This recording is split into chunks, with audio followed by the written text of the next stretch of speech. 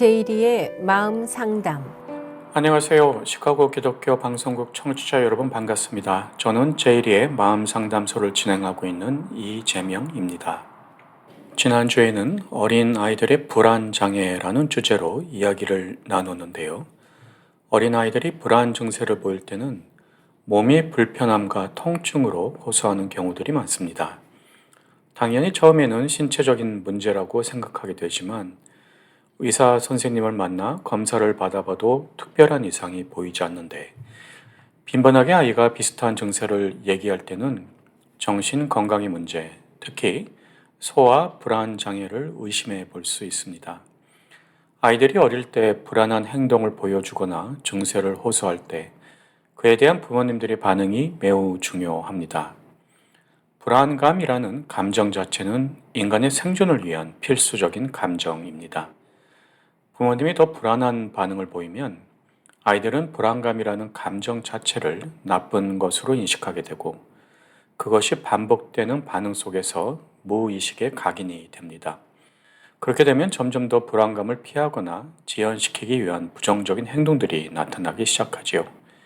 이 불안이라는 감정을 잘 관리하는 훈련을 하게 되면 성인이 되어서도 안정적이고 건강한 삶을 살아가는 데 많은 도움이 됩니다.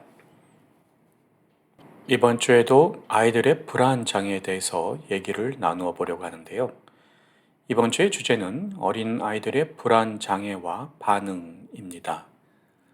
혹시 너는 너무 감정적으로 민감해, 센서티브해, 또는 너무 깊이 생각하는 것 같아 라는 얘기를 살아오시면서 들은 적이 있으신지요? 또는 나의 자녀들이 나처럼 지나치게 민감하고 센서티브하다고 생각해 보신 적 있으신지요? 이런 얘기를 누군가가 나에게 얘기했을 때 어떤 감정이셨는지요? 또는 그 누군가는 어떤 관점으로 나에게 그런 얘기를 했을까요? 일반적으로 우리 사회에서는 민감하다, 센서티브한 사람이다 라는 평가는 약간은 부정적인 뉘앙스를 가지고 있습니다. 물론 지나치게 민감하다면 사람들과의 관계에 있어서 다소 불편함을 가질 수가 있습니다. 하지만 민감하다는 자체가 문제가 있는 것일까요? 그것을 그 사람이 성향이다라는 관점으로 바라보고 잘 활용을 한다면 오히려 장점이 될 수도 있습니다. 사회를 변혁시킨 위대한 지도자들 중에 지나치게 센서티브한 성향을 보였던 분들이 있습니다. 대표적인 분이 비폭력 저항 운동으로 인도의 독립을 이끌어낸 마하트마 간디가 있지요. 간디는 인도 국민들의 고통과 어려움을 마치 자신의 것처럼 느끼는 민감함과 뛰어난 공감 능력을 가지고 있었습니다. 그러한 그의 성향이 비폭력적 저항 운동의 에너지로 활용되었다고 할 수 있지요. 우리가 존경하는 지도자들은 이런 민감한 성격, 성향을 가지고 있는 경우가 많았습니다. 우리 한국인이 가장 위대했던 왕으로 추앙하는 세종대왕은 자신의 억울함을 표현하지 못하는 백성들의 마음을 안타까이 여겨 한글을 창제했다고 알려져 있지요. 이런 민감함과 공간 능력이 없는 지도자들은 흔히 지배자적 성향을 보이게 되지요. 나의 어린 자녀들에 대한 반응 또는 관점을 조금 바꾸어 보는 것이 중요합니다. 얘는 너무 민감해. 얘는 너무 센서티브한 아이야. 너무 감정이 변덕스러워 라는 생각을 우리 아이는 깊게 생각할 줄 알고 사람들을 잘 관찰할 줄 알고 조심스럽게 행동하는 아이야 라고 바꾸어 보세요.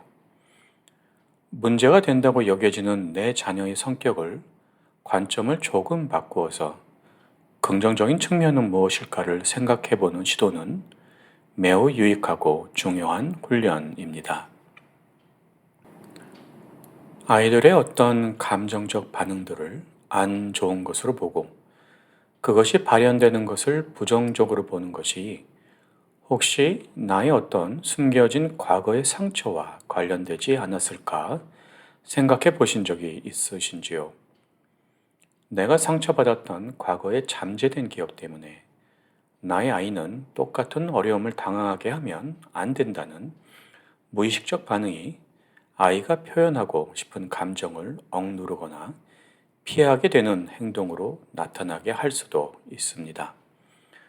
감정적 민감성을 가진 아이가 그것을 위에 얘기한 지도자들처럼 잘 활용하기보다는 그것에 부정적인 레이블을 붙이고 도피적 행동 반응으로 발현이 될 위험성을 가지게 되는 것이지요. 부모가 치유받아야 할 어떤 부분이 자녀의 행동으로 나타나 비춰질 때가 있습니다. 아이들의 문제를 문제로만 인식하는 것이 아닌 가족 모두가 함께 치유받는 건강한 가족으로 회복되는 기회가 될 수도 있는 것입니다. 신명기 31장 8절에 그리하면 여호와 그가 네 앞에서 가시며 너와 함께 하사 너를 떠나지 아니하시며 버리지 아니하시리니 너는 두려워하지 말라 놀라지 말라.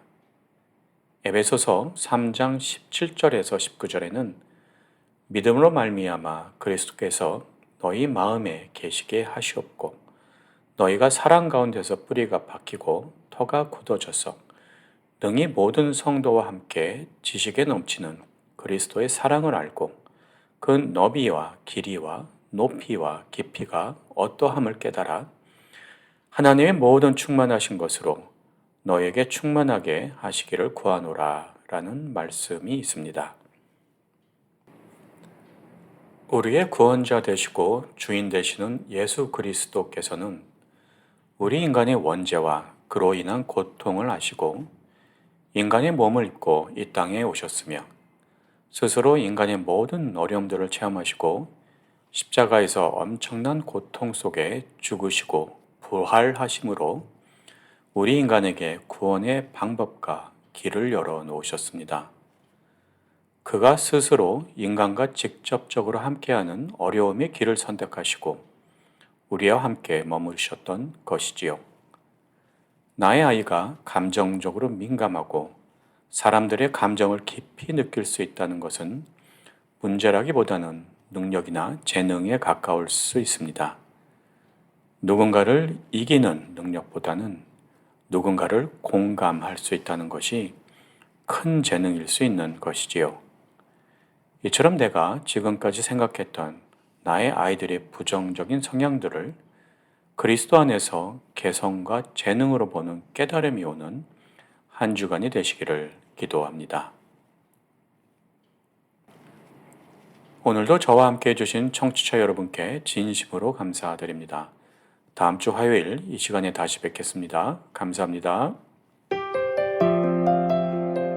지금까지 미드웨스트 에이션 헬스 어소시에이션의 서브스텐스 유스 프로그램 매니저로 계신 제이리의 마음 상담이었습니다.